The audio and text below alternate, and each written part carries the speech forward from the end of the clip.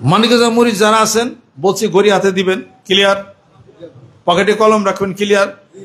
হনবার যান না। কেউ যদি বলে কেন ওর সাথে আমার বহাই দেন, আমি তর্কে বহি। 10 বার পড়লে যা না হবে 1 বার লিখলে তা হবে।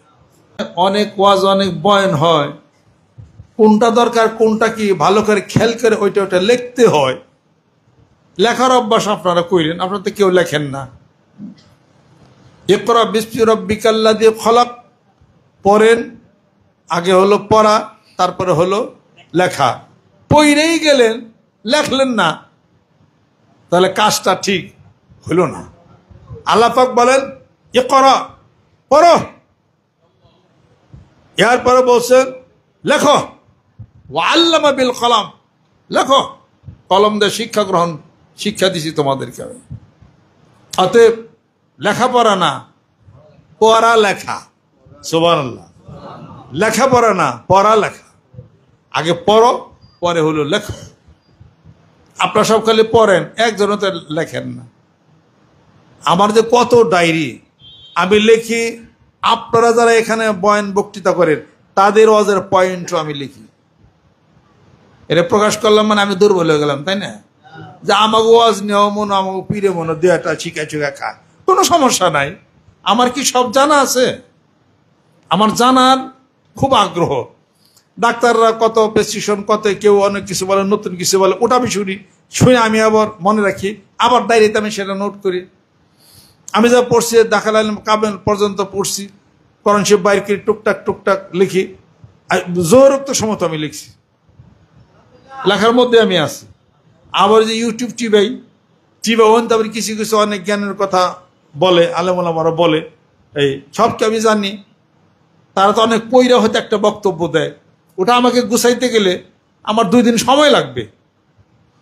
আর আমি গুছানো জিনিসটা পাইতেছি। ইনকিলাব পেপারের মধ্যে, ধর্ম দর্শন সমাজের মধ্যে অনেক কিছু লেখা টোকা দেয় না, ওগুলো আবার নোট করি, ওগুলো আবার লিখি গেলে। তা আপনারা পীরে লেখে, তুমি মুড়ে দেবর কতটুকু মাতবর কয় আমার খুব ব্রেন। আপনি খুব ব্রেন হয়েছে না? যে কজন থাকেন একটা তো আমার সাথে মুখস্থ পারবেন না, এত না বলো ব্রেন, এত বড় ব্রেন। কমিশিয়া সেন্সুরেটা, কমিশিয়া ট্রাইবোটা, জেটিশন, তারপরে নিগোশিয়ারাম, জেসিও, মেলিসিন ফ্যাক্ট, মেলিসিন ল, কন্ট্রিবিউটেড নেগলিজেন্স, এ কটা কলাম নাম কনসে দি ফিরাবর। এই জানার মধ্যেই কন কিছু ওষুধের নাম কন দিই, তাই পারেন ঠিকই। অনেক ডাক্তাররাই তো পারে না এটা।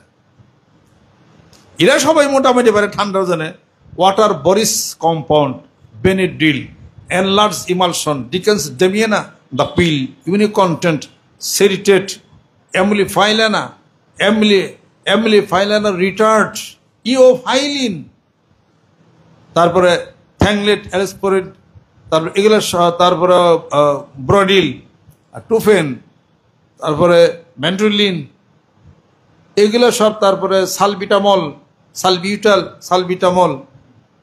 তারপরে ব্রঙ্কোলাক্স, এগুলো সব হলো ঠান্ডা সর্দি শ্বাস হাঁফানির জন্য ওষুধ। কতটি কইলাম, এতটি কইলাম। এটোবা, অ্যাভাস, রসুবা, লিপিকন, লিপিডল, এগুলো তো ওই যে টিজির এতগুলো ওষুধ, টিজির মধ্যে এতগুলো ওষুধ। ল্যাসিক্স, শরীরে পানি নামলে ল্যাসিক্স, ফুসিড, স্পাইরোমেট, 3টাই হলো শরীরে পানি নামলে তার ওষুধ। এটা ক্যাটাগরি আছে, এটা ভালো আছে, বন্ধ আছে এটা। তারপরে অ্যাস্টোরিক, ব্যথা হলে, ইউরিক অ্যাসিড বেড়ে গেলে অ্যাস্টোরিক, আর একটা আছে ফেবোস্টেট, এটা হলো ভালো কম্বিনেশন। ঘুমের জন্যে জিউলিন, ল্যাক্সটোনিল, রিবোটিল, রিল্যাক্সিন, তারপর টিফটিন, ফিজিয়াম। কতটুকু হইলাম? এগুলা মুখস্থ রাখতে সময় লাগে না আমার। এটা জোরে কন, আহেন না কেউ কেউ দিই কতক্ষণ মুখস্থ। আমি লেখি, আপনারা লেখেন না। লেখেন, আল্লাহ খুশি হবে। আল্লাহ রাব্বুল আলামিন কলমকে সৃষ্টি করবে, কলম লেখো। কলম লেখা শুরু করছে। আবার কিছু কিছু কোনো কোনো কলেজ ইউনিভার্সিটির ছাত্ররা আমি দেখি পকেটে কলম নাই, মৃদু মৃদু হাসি। কত ইউনিভার্সিটির ছাত্র হয়েছ, হা রে, কত যে বড় কলেজের ছাত্র, কত জ্ঞানী গুণী দন হয়ে গেছ, পকেটে কলম নাই। পকেটে কলম থাকা কি তাই তো ছাত্র তুমি জানো না, তোমার টিচারই তো জানে না, তোমার টিচারই তো জানে না পকেটে কলম থাকলে কি হয়, জানেই তো না। এ দর্শনই তো তারা ভুলে গেছে সেটা। মানিকগঞ্জ মরিচ যারা আছেন বলছি ঘড়ি হাতে দিবেন, ক্লিয়ার, পকেটে কলম রাখবেন, ক্লিয়ার। হনবার জান না, কেউ যদি বলে কেন ওর সাথে আমার বহাই দেন, আমি তর্কে বহি, ও আমার আরে যেতে পারেনি।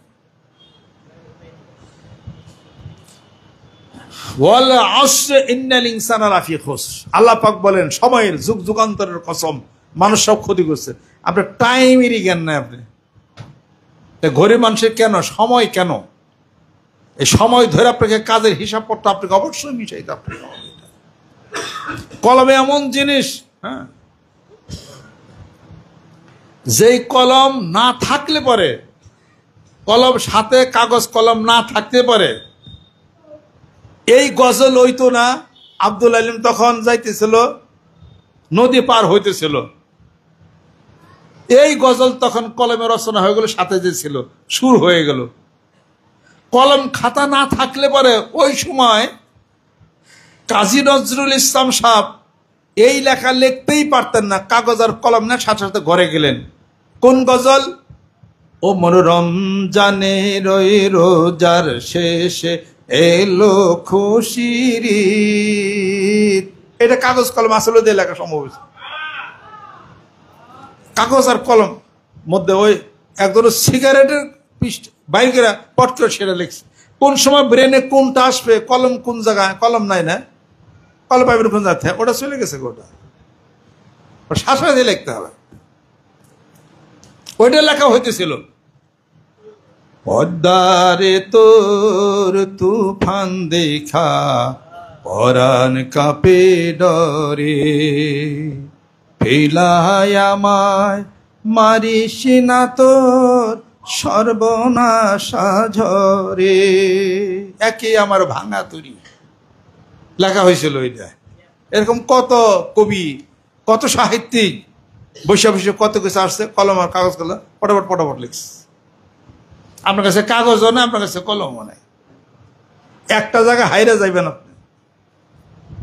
কত জ্ঞানী গুরুজন কত অনেক সময় অনেক কথা বলে, আপনি টুক করে সেটা লেখা রাখেন। এটা তাহলে অনেক জায়গাতেও মধু সংগ্রহ করতে করতে করতে করতে আপনার ভান্ডে অনেক মধু হয়ে যাবে।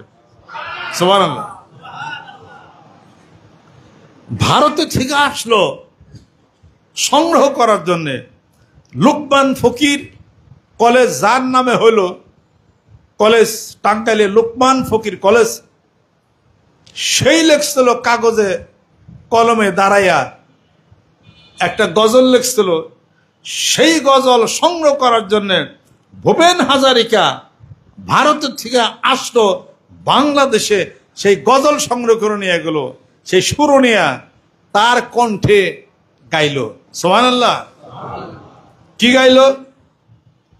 আমায় একজন সাদা মানুষ দাও, যার রক্ত সাদা, আমায় একজন কালো মানুষ দাও, যার রক্ত কালো, যদি দিতে পারো প্রতিদান যা খুশি চাও হোক, অমূল্য পেতে পারো।